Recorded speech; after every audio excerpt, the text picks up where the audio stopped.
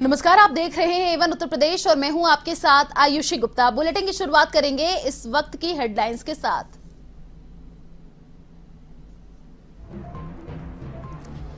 UP सरकार ने budget में किया बड़ा ऐलान। वित्त मंत्री सुरेश खन्ना ने पेश किया बजट में 2 करोड़ स्टूडेंट्स को स्मार्टफोन और लैपटॉप बांटने का लक्ष्य रखा। ट्रिलियन की इकोनॉमी का लक्ष्य।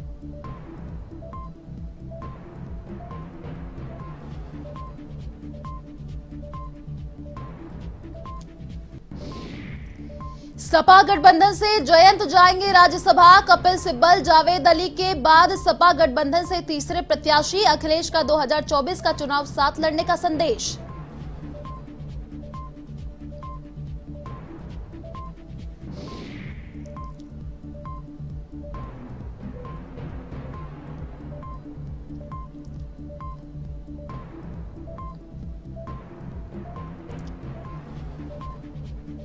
अमरोहा में पुलिस की 25,000 की इनामी बदमाश से मुठभेड़। पैर में गोली लगने से बदमाश घायल। कांस्टेबल को भी लगी गोली। पुलिस ने आरोपी को किया गिरफ्तार।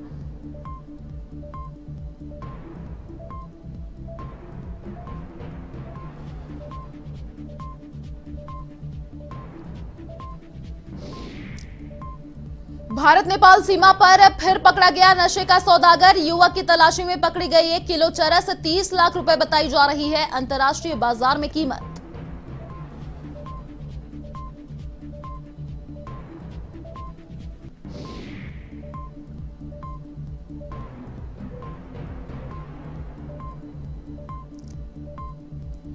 जौनपुर में एसटीएफ की बड़ी कार्रवाई। अंतर्राज्यीय 3 शराब तस्करों को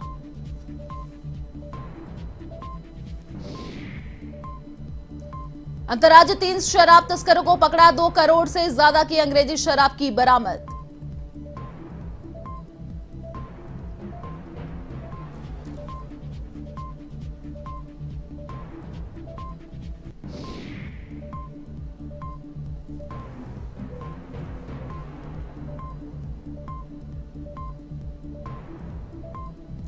और अब खबरें विस्तार से। योगी सरकार 2.0 का पहला बजट विधानसभा में पेश किया गया। वित्त मंत्री सुरेश खन्ना ने विधानसभा में एप्पल के कंप्यूटर पर बजट पढ़ा।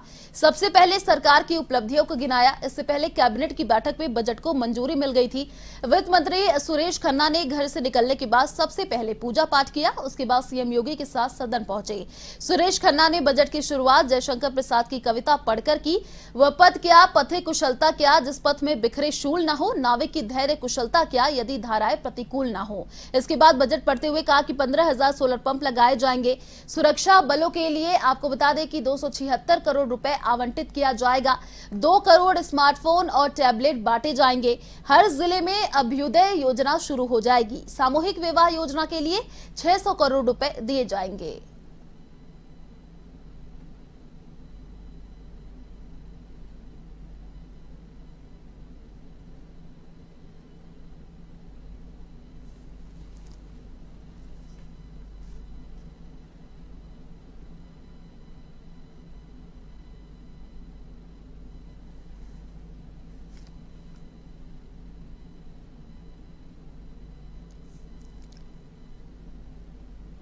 विधानसभा में बजट पेश करने के बाद मुख्यमंत्री योगी आदित्यनाथ ने प्रेस वार्ता की।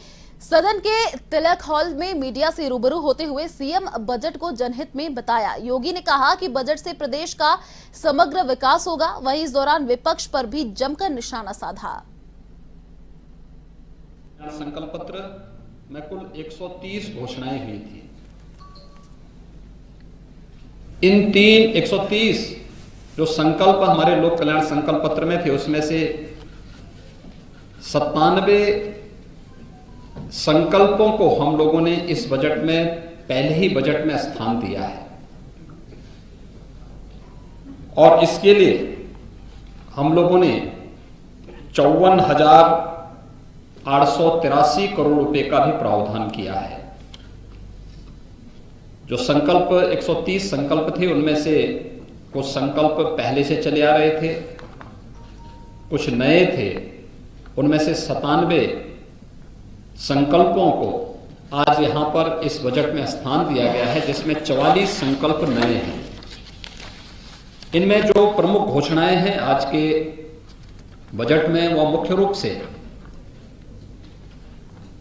उज्ज्वला योजना के अंतर्गत जो लाभार्थी परिवार हैं उनको वर्ष में 2 रसोई गैस के सिलेंडर उपलब्ध करवाने की घोषणा, और वह बजट में उन्हें स्थान दिया गया है।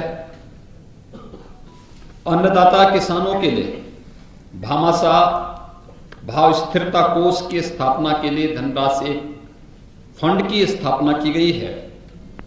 यहां पे हम लोग पहले से ही एमएसपी का लाभ धान, गेहूं और अन्य फसली के लिए किसानों को उपलब्ध कराते रहे हैं, लेकिन आलू, टमाटर, प्याज आदि फसलों के लिए इस प्रकार की व्यवस्था अब तक नहीं थी। इस बजट में हम लोगों ने अपने अन्नदाता किसानों को राहत देने के लिए भाव स्थिरता कोष की स्थापना भी की है और उस कोष के लिए भी व्यवस्था की है। प्रदेश के अंदर आदरणीय प्रधानमंत्री जी का जो देश के लिए विजन है कि हम फर्टिलाइजर, केमिकल और पेस्टिसाइड में कमी लाते हुए प्राकृतिक खेती को बढ़ावा दे सकें। प्राकृतिक खेती की दिशा से उत्तर प्रदेश ने आदरणीय प्रधानमंत्री जी के मार्गदर्शन में पहले से ही अपनी कार्य योजना बनाई थी और उस कार्यक्रम के तहत यहां पे ट्रेनिंग के कुछ विशेष कार्यक्रम भी चले थे। प्रदेश में इस समय हजारों किसान ऐसे हैं जो प्राकृतिक खेती के साथ जुड़े हैं। उनके लिए टेस्टिंग लैब की स्थापना भी हर कमिश्नरी स्तर पर हम लोग स्थापित कर रहे हैं। उत्तर प्रदेश की 11 राज्यसभा सीटों के लिए हो रहे चुनाव में समाजवादी पार्टी ने अपने एक और प्रत्याशी का ऐलान कर दिया है। शुरुआत में खबरें थी कि सपा की ओर से डिंपल यादव राज्यसभा जा सकती है, लेकिन अब राष्ट्रीय लोकदल के राष्ट्रीय अध्यक्ष जयंत चौधरी को सपा ने राज्यसभा का टिकट दिया है। आपको बता दें कि जयंत चौधरी सपा आरएलडी के संयुक्त प्रत्याशी होंगे।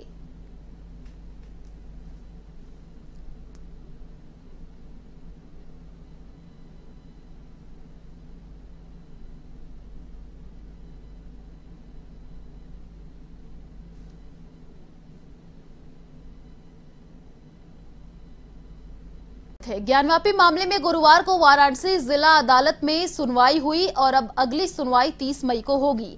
गुरुवार को मामले में मुस्लिम पक्ष की दलीलें पूरी नहीं हो सकी। ज्ञानवापी मस्जिद सर्वेक्षण मामले में हिंदू पक्ष के वकील विष्णु जैन ने कहा कि मुस्लिम पक्ष ने अपनी दलीलें शुरू की थी, लेकिन बहस पूरी नहीं हो सकी। अदालत में ज्ञानवापी मस्जिद व काशी विश्वनाथ मंदिर परिसर विवाद पर दीवानी मुकदमे की सुनवाई के एक दिन पहले बुधवार को हिंदू पक्ष ने दावा किया था कि उपासना स्थल अधिनियम 1991 प्रार्थना स्थल की प्रकृति का पता लगाने पर रोक नहीं लगाता है। हिंदू पक्ष ने तर्क दिया कि तत्कालीन मुगल सम्राट औरंगजेब ने 1669 में काशी सहित कई मंदिरों को नष्ट करने के लिए फरमान जारी किए थे, जिनकी हिंदू प्रमुखता से पूजा करते थे। हिंदू दलों ने दावा किया कि तत्कालीन प्रशासन ने आदेश का पालन किया और वाराणसी में आदि विश्वेश्वर के मंदिर के एक हिस्से को ध्वस्त कर दिया और बाद में एक निर्माण किया गया, जिसके बाद में ज्ञानवापी मस्जिद उसे कहा जाने लगा, लेकिन वास्तव में ये उस समय का आदि विश्वेश्वर मंदिर ही है।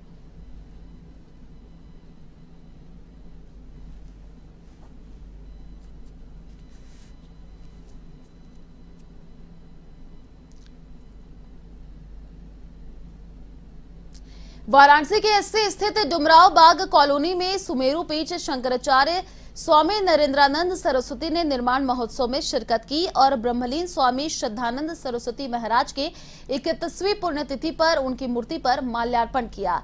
इस दौरान संतों ने विचार विमर्श किया और शंकराचार्य स्वामी नरेंद्रानंद सरस्वती ने मीडिया के सामने अपनी बात रखी।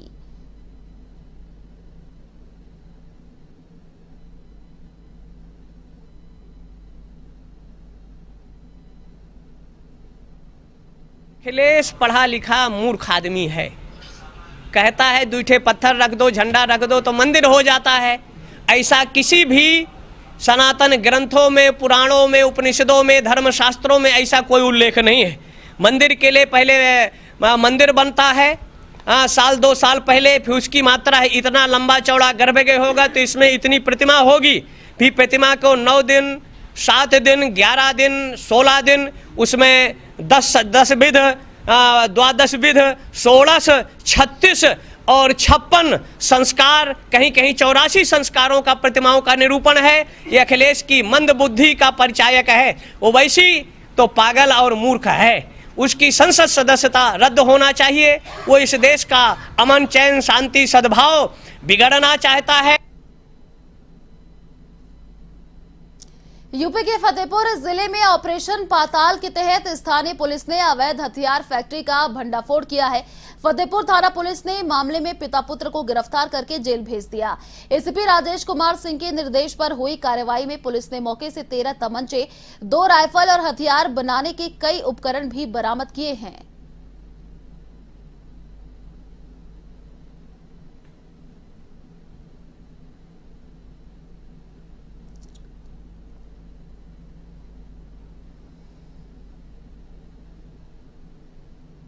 बहुत ही अच्छा वर्क किया गया है, जिसमें ऑपरेशन पाताल के तहत एक शातिर अपराधी और उसका पुत्र दोनों को गिरफ्तार किया गया है।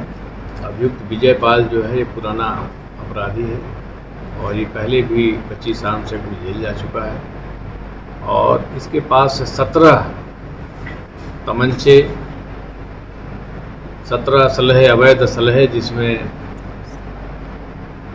315 बोर के तमंचे हैं, 12 बोर के तमंचे हैं, TBBL बंदूक है देसी, राइफल है देसी, आसमानी तमंचे भी मिले हैं और ढेर सारी सामग्री, उपकरण जो बनाने के कार्य में आती है वो भी मिला हुआ है। खबर महराजगंज से है, जहां नौतनवा के रेलवे ट्रैक के किनारे सरकार लगभग 1 एकड़ की जमीन में बायोमेडिकल वेस्टेज सर्विस प्लांट बनवाने की पहल कर रही है, जहां अस्पतालों के कचरे को स्टोर कर उसका रिसाइकिल भी किया जाएगा। लेकिन ग्रामीण प्लांट बनाने का विरोध कर रहे हैं, जिसे लेकर प्रशासन और ग्रामीणों के बीच बैठक आयोजित हुई, जिसमें एडीएम पंकज कुमार वर्मा ने ग्रामीणों से वार्ता की, लेकिन ग्रामीण नहीं माने। उनका कहना है कि यह प्लांट औद्योगिक क्षेत्रों में बनाया जाए।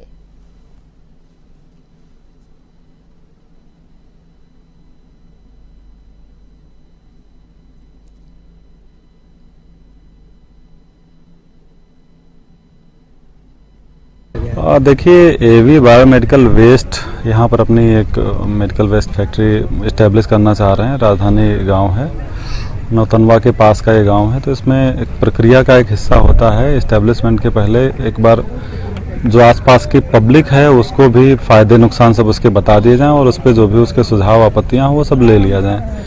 उसी के क्रम में आज जनसुनवाई हुई, जिसमें गाँव के लोगों ने, सब लोगों ने जो अपनी बात रखना चाह रहे थे उन सब लोगों ने प्रतिभाग किया, अपनी बात रखी है। पॉल्यूशन बोर्ड ने सब बातों को नोट किया है। अब उसकी बातों का निराकरण करने के उपरांत ही कोई निर्णय लिया जाता है, तो उस प्रक्रिया का पालन करते हुए कोई निर्णय लिया जाएगा। महाराजगंज जनपद के निचलौल पुलिस ने भारत नेपाल सीमा पर गश्त के दौरान पैदल आ रहे एक युवक की तलाशी के दौरान उसके कब्जे से 1 किलोग्राम चरस बरामद की है, जिसकी कीमत लगभग 30 लाख रुपए आकी जा रही है। पकड़ा गया युवक नेपाल से चरस लेकर बिहार जाने की फिराक में था। पुलिस ने आरोपी को गिरफ्तार कर उससे पूछताछ में जुटी हुई है।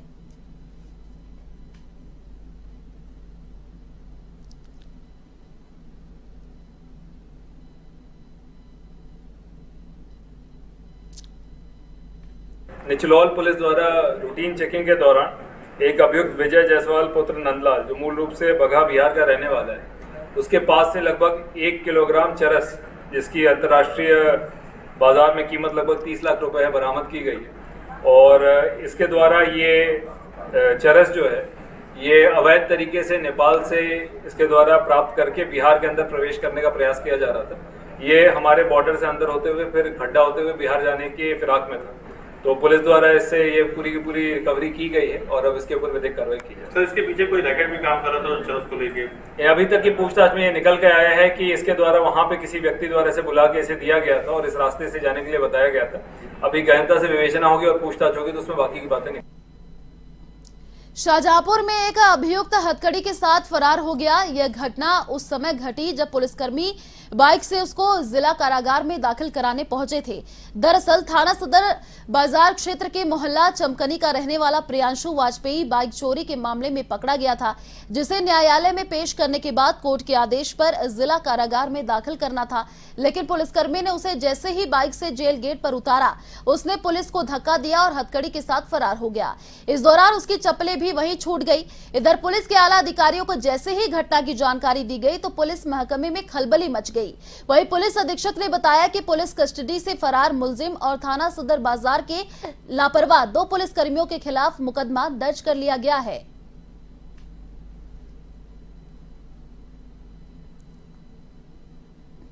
ऑटो लिफ्टर जिसका नाम प्रियांशु वाजपेयी है, उसको गिरफ्तार किया गया। उसके कब्जे से 2 चोरी के वाहन बरामद हुए थे। 382/411 का अभियोग था। आज उसको रिमांड लेके जब जेल रवाना किया जा रहा था, न्यायिक हिरासत में थे, उस समय जेल जाते समय वो मौके से मौका पकड़ फरार हो गया। इस सिलसिले में इसके विरुद्ध थाना सदर बाजार में अभियोग पंजीकृत किया गया है। साथ में जो सिपाही इसको ले जा रहे थे, अंकित कुमार और एक होमगार्ड रामरक्ष पाल, इनके विरुद्ध भी अभियोग पंजीकृत किया गया है। विवेचना की जा रही है। इसकी गिरफ्तारी के लिए प्रियांशु की 3 टीमें भेजी गई हैं, जहां उसके मिलने की संभावना है और जल्द ही इसको गिरफ्तार कर लिया जाए।